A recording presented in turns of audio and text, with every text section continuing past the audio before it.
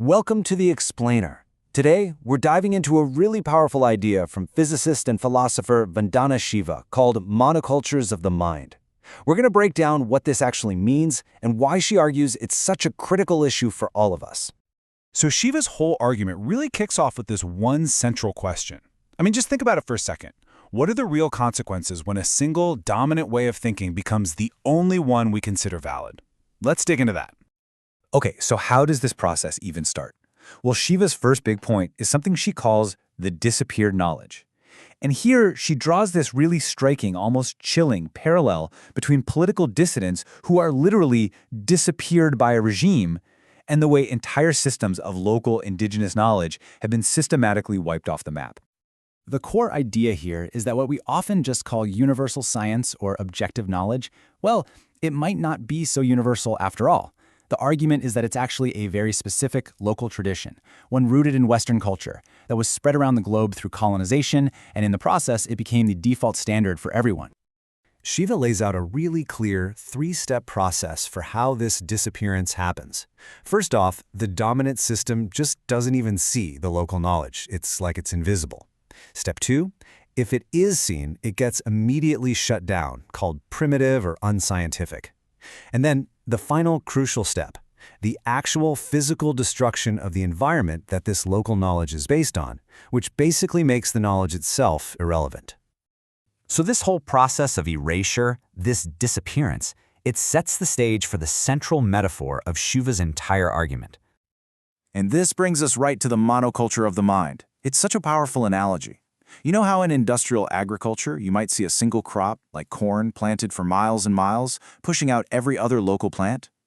Well, a monoculture of the mind does the exact same thing to our ways of thinking. It doesn't just ignore other perspectives, it actively destroys the conditions they need to even exist. Now, to make this idea less abstract and more real, the source material zooms in on one specific case study, forestry. And it turns out to be a perfect example of how this mental monoculture plays out in the real world. What this case study shows is a massive conflict between two totally different ways of seeing a forest. On the one hand, it's seen as just a factory for timber, but on the other, it's seen as a complex, living ecosystem. This chart just lays out the divide so clearly. On one side, you've got scientific forestry, which pretty much reduces the forest down to one thing, commercial timber. The model for it is basically a factory assembly line. But then you look at the other side, at indigenous knowledge, and it's a completely different world. The forest is valued for everything it provides, food, medicine, clean water, and it's understood by modeling the forest's own ecology, trying to keep it whole. And look, this isn't just about different feelings about nature. We're talking about incredibly detailed, systematic knowledge. Get this. The source points out that the Hanunoo people in the Philippines distinguish 1,600 different plant categories. In that same area, trained botanists identified only 1,200. That's a 400-category difference. That is a massive library of knowledge that just gets erased when one system takes over. So you see, for these communities, the forest isn't just a collection of trees. No way. It's their pantry, their pharmacy, their supermarket. It's everything. When a system like scientific forestry comes in and only sees dollar signs on tree trunks, this entire world of sustenance just disappears from view. This huge clash of worldviews was captured perfectly by the Chipko movement, an environmental movement in the Himalayas.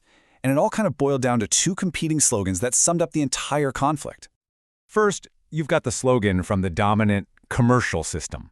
The value of the forest is defined purely by what you can take out, process, and sell. It's all about profit. And then you have this powerful, incredible response from the local women of the Chipko movement.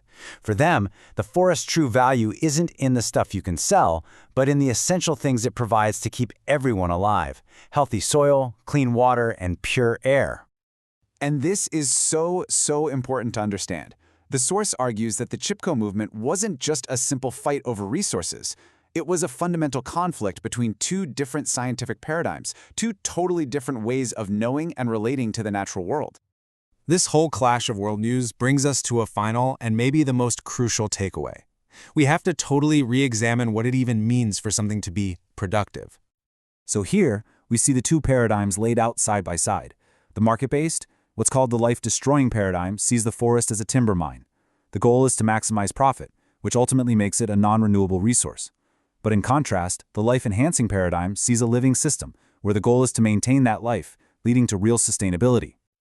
So, what does productivity even mean? In that commercial view, it's simple, the volume of timber you get out of it. But in the ecological view, productivity is the whole shebang. It includes the herbs, the food, the fibers, and hey, what about clean water? That seems pretty productive, right? The very definition of the word gets turned on its head. And all of this brings us to the final question at the very heart of this explainer. According to Shiva, when we let a monoculture of the mind take over, we lose so much more than just some charming local traditions. We lose entire ways of seeing the world, huge libraries of knowledge, and the very diversity that creates resilience, both in our ecosystems and in our societies. So the real question is, what else are we failing to see?